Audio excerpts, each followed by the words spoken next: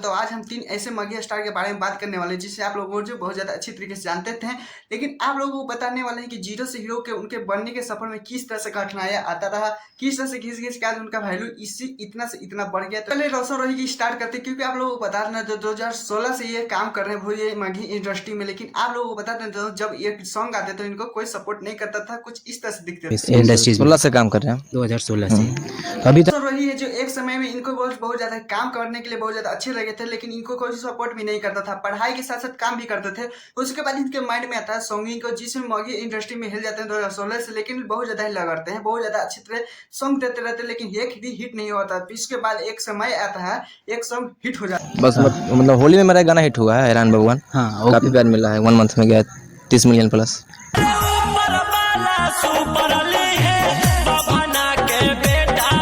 से स्टार्ट किए थे, जतीवार से फेमस हुए थे, लेकिन रोशन रोही का इस टाइम बहुत ज्यादा अच्छी तरीके से क्रेज बन चुका है, अच्छे तरीके से माहौल उठ चुका है। क्योंकि आप लोगों को बता देना चाहिए एक मगही रोशन रोही, अगर गूगल भी सर्च मारेंगे तो रोशन रोही का सबसे तीसरे नंबर पे इनका नाम आता है। आशीष यादव की तरफ चलते हैं, क्योंकि ये बचपने से बहुत ज्यादा अच्छी तरीके से ढोल बजाते थे। एक समय इनका चलता था कि इतना ढोल बजाए थे जो इनका हाथ भी फूल गया था, लेकिन लोग बजवाते रहे थे। आज आशीष यादव का ऐसा समय आ चुका है कि क्या है इनसे मिलने के लिए पहले क्या करते थे?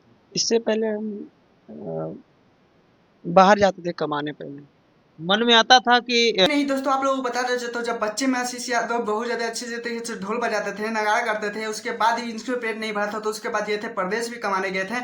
आप लोगों को बता दें तो वहां से जब आए थे तो इनके बाद लगा कि नहीं सॉन्गिंग के बीच में से कुछ कमाई होगा तो होगा। चलिए खास आशीष यादव एक एक पाई जोड़कर बहुत ज्यादा प्यारा प्यारा सॉन्ग देते रहे, बहुत ज्यादा सॉन्ग देते रहे कि इनका एक वायरल हुआ 2023 में, लगन में था डीजे बजावे बोलूंगा डीजे बजावे, यह सॉन्ग बहुत ज्यादा आशीष यादव को वायरल जो कि आपका हिट कर गया भैया था। एक ठो शिवाई म्यूजिक से आया था गाना मेरा, अच्छा लिए छोड़ी। और कब से इस फील्ड में कब से आ रहे हैं भैया? डीजे बजावे छौरी के नचावे। उसके बाद आशीष यादव पीछे पलट के कभी नहीं देखे, उसके बाद अभी ऊंचाई बढ़ते हो गए।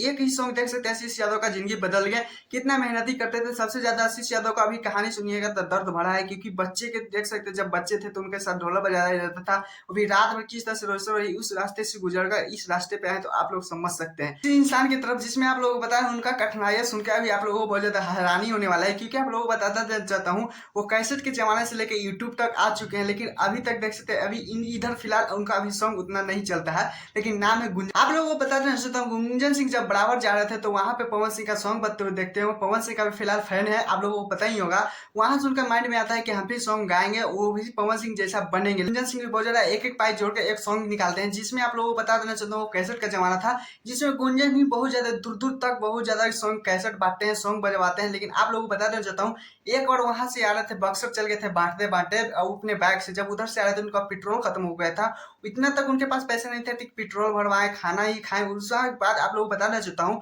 आरा जिला से यानी कोइडवल से वहां से पहल के पैदल आए थे बिहटा तक, आ रहे थे सासाराम से। तो मतलब तेल खत्म हो गया, रात का समय था और पैसा जोड़ के ही उतने था कि खाना खाते और तेल लिए थे उतना कि इतना में पहुंच जाएंगे, लेकिन कोई कारणवश तेल खत्म हो गया। नहीं सकते कि व्यू कितना गया था, क्योंकि कैसेट का जमाना था, इसमें कुछ हम बता नहीं सकते। हाँ गुंजन सिंह बस इतना ही बोले थे कि 30 या 3 ऐसी कुछ शायद बोलते हुए जाते हैं। गूगल भी मैंने सर्च मारा था तो उसके बारे में कुछ वहां से भी कुछ ऐसा जानकारी इकट्ठा नहीं हुई कि आपको बता देना चाहता हूँ। लेकिन आप लोगों को बता देना चाहता हूँ ये मगही इंडस्ट्री में 2005 से हिल चुके थे, यानी पवन सिंह के ही डेथ थ्रू पे देखते हुए पवन सिंह से ही सीखे। आज भी पवन सिंह को बहुत ज्यादा गुरु मानते, लेकिन मेहनत भूखे रहे हैं, बहुत ज्यादा कष्ट रहा, लेकिन आज देख सकते हैं गुंजन सिंह को कौन नहीं जानता है। वो जो मगही इंडस्ट्री में बहुत बड़ा नाम है, सबसे पहले गुंजन सिंह का ही आता है। खैर आप लोगों को बता देता हूँ इतना बहुत ज्यादा तीनों का कष्ट उतना ही रहा जितने तक बराबर भगवान दे सकते थे तीनों को। लेकिन आप लोगों का एक वीडियो वाला में कमेंट है कि कितना पैसा लेते हैं गुंजन सिंह, तो ये के बारे में कोई आइडिया नहीं है। ये 3 से 4 लाख में लोग मगही में आ जाते हैं स्टार। लेकिन देखिए गूगल पे भी सर्च मारा था तो ये यहाँ पे देख सकते हैं, क्योंकि सबसे ज्यादा स्टेज शो करने में खेसारी लाल यादव लेते हैं, सॉन्ग में भी सबसे ज्यादा खेसारी लाल यादव लेते हैं, लेकिन मगही के कोई भी स्टार का नाम यहाँ पे नहीं आता है। तो इससे ये जानकारी हो जाता है कि मतलब कि थोड़ा सा 3 से 4-5 लाख के अंदर में तीनों स्टार आ भी सकते हैं। आप बारे में क्या जानकारी था कि किस तरह से मेहनत करते हुए नजर आ रहे थे, क्योंकि आप लोगों को बताना चाहता हूँ बिना मेहनत का कुछ भी नहीं मिलता है दोस्तों। ये तीनों का ही बहुत ज्यादा अपने अपने कहानी में दर्द भरा हुआ है, लेकिन आप लोगों को इस बारे में पता था नहीं, प्लीज कोई नहीं बताएगा। नहीं देखे वीडियो तो वीडियो को शेयर कर दीजिए। मैं पहले तो चैनल सब्सक्राइब कर